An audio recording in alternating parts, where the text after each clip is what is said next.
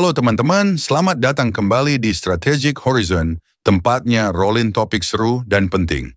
Hari ini kita akan bahas sesuatu yang besar. Rencana pemerintah Indonesia membangun 17 kilang modular dengan investasi fantastis 160 triliun rupiah. Ini proyek yang bisa ubah wajah ketahanan energi kita. Apa itu kilang modular? Kenapa proyek ini jadi prioritas? Dan apa saja tantangannya? Yuk, kita kupas satu persatu. Jangan lupa, kalau suka konten ini, klik like, subscribe, dan nyalakan lonceng notifikasi, biar nggak ketinggalan video keren lainnya. Ayo, mulai! Guys, tahu nggak sih, Indonesia punya masalah besar soal energi. Meski kita punya cadangan minyak, lebih dari 60% kebutuhan bahan bakar minyak. BBM, kita diimpor. Bayangkan, setiap hari kita butuh sekitar 1,25 sampai 2 juta barel BBM, tapi kilang domestik cuma sanggup produksi 1,17 juta barel per hari. Itu artinya kita bergantung banget sama impor yang bikin devisa negara terkuras dan ekonomi rentan kalau harga minyak dunia melonjak.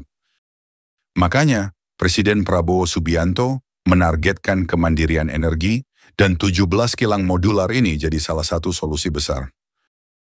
Penasaran caranya? Lanjut ke bagian berikutnya. Oke, sebelum kita lanjut, kita kenalan dulu sama kilang modular. Jadi kilang modular itu seperti kilang minyak versi mini dengan kapasitas 10.000 sampai 100.000 barel per hari. Jauh lebih kecil dibandingkan kilang besar seperti Balikpapan atau Cilacap yang bisa sampai 300.000 barel. Keunggulannya? Pertama, biaya pembangunannya lebih murah. Kedua, bisa dibangun lebih cepat. Cuma 2-3 tahun dibandingkan kilang besar yang bisa makan waktu 5-7 tahun. Ketiga, mereka fleksibel banget, bisa ditempatkan di daerah-daerah strategis.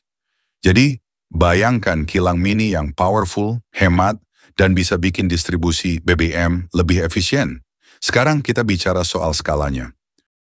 Proyek 17 kilang modular ini punya investasi raksasa. $8 miliar YC Lancer, atau sekitar 130 sampai 160 triliun rupiah. Dengan kapasitas total tambahan sampai 1 juta barel per hari, proyek ini bisa menutup defisit BBM kita dan bikin Indonesia lebih mandiri. Tapi bukan cuma soal energi, guys. Bayangkan dampak ekonominya, 44.000 lapangan kerja baru bakal tercipta. Belum lagi industri petrokimia seperti produksi plastik, pupuk, dan bahan kimia lainnya bakal naik daun. Ini proyek yang gak cuma bikin hemat devisa, tapi juga dorong pertumbuhan ekonomi nasional. Keren kan? Di mana sih kilang-kilang ini akan dibangun? Pemerintah lagi mengkaji 18 lokasi potensial di Indonesia, mulai dari Lok Sumawe di Aceh, Natuna, Cilegon, sampai Fak-Fak di Papua Barat. Tujuannya? Biar distribusi BBM lebih merata dan murah, terutama ke daerah-daerah terpencil. Tapi, ada plot twist, guys. Beberapa sumber bilang sebagian kilang mungkin dibangun di Amerika Serikat. Kok bisa? Ini soal efisiensi.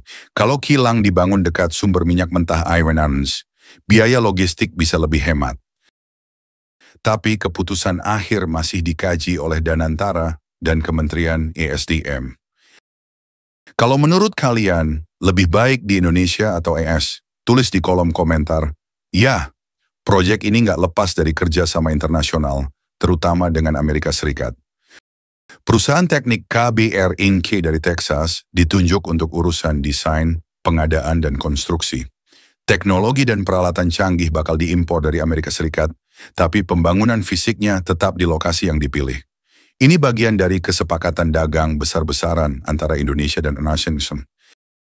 Dengan total nilai sampai 34 miliar dolar US.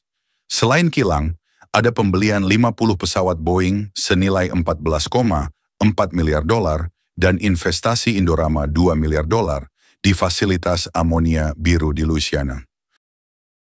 Oh ya, Indonesia juga dapat diskon tarif impor dari 32% jadi 19%. Lumayan kan? Siapa yang mengatur proyek sebesar ini? Badan Pengelola Investasi Danantara, dipimpin Rosan Roslani, punya peran kunci. Mereka bertugas mengkaji lokasi, mengelola dana, dan pastikan proyek sesuai regulasi. Dan antara kerja bareng Kementerian ESDM dan PT Pertamina yang jadi ujung tombak operasional. Meski Pertamina bilang belum dapat info detail, mereka siap jalankan penugasan dari pemerintah. Rosan sendiri bilang, fokus utama adalah efisiensi dan produktivitas. Jadi, ini kolaborasi besar yang butuh koordinasi super ketat. Kalau sukses, ini bisa jadi kebanggaan nasional, guys. Bayangkan manfaatnya kalau proyek ini berhasil. Pertama, kita bisa tekan impor BBM yang bikin kantong negara jebol. Dengan tambahan 1 juta barel per hari, kebutuhan BBM nasional bisa terpenuhi. Kedua, distribusi BBM ke daerah-daerah jadi lebih cepat dan murah, karena kilang modular tersebar di banyak lokasi. Ketiga, 44.000 lapangan kerja baru bakal muncul, dari pekerja konstruksi sampai teknisi kilang. Keempat, industri petrokimia kita bakal berkembang, bikin produk seperti nafta untuk plastik dan pupuk lebih banyak diproduksi lokal. Dan terakhir, hubungan dagang dengan Amerika Serikat makin kuat. Ini langkah menuju Indonesia yang lebih mandiri dan kuat. Tapi guys, proyek sebesar ini nggak bakal mulus-mulus aja. Ada beberapa tantangan besar. Pertama, soal duit. Investasi 160 triliun butuh pendanaan yang solid. Apakah dari APBN, Pertamina, atau investor asing? Kedua, pembebasan lahan. Ingat proyek Kilang Tuban? Macet bertahun-tahun gara-gara lahan. Ketiga, regulasi dan insentif seperti tax holiday harus jelas biar investor nggak ragu. Keempat, masih ada ketidakjelasan soal lokasi di Indonesia atau AS. Dan terakhir, kita harus belajar dari kegagalan proyek kilang sebelumnya, seperti di Bontang, yang terhambat pendanaan dan koordinasi. Pemerintah harus ekstra hati-hati biar proyek ini nggak cuma janji manis. Nah, itu tadi cerita lengkap tentang rencana 17 kilang modular yang bisa bawa Indonesia ke level baru di bidang energi. Dari ketahanan energi, dampak ekonomi, sampai tantangan yang harus dihadapi, proyek ini punya potensi besar, tapi juga butuh kerja keras. Menurut kalian, apa kunci sukses proyek ini? Tulis pendapat kalian di kolom komentar. Ya, kalau suka video ini, jangan lupa like, share ke teman-teman, dan subscribe biar kita bisa terus bikin konten informatif kayak gini. Oh ya, tekan lonceng notifikasi biar nggak ketinggalan update terbaru.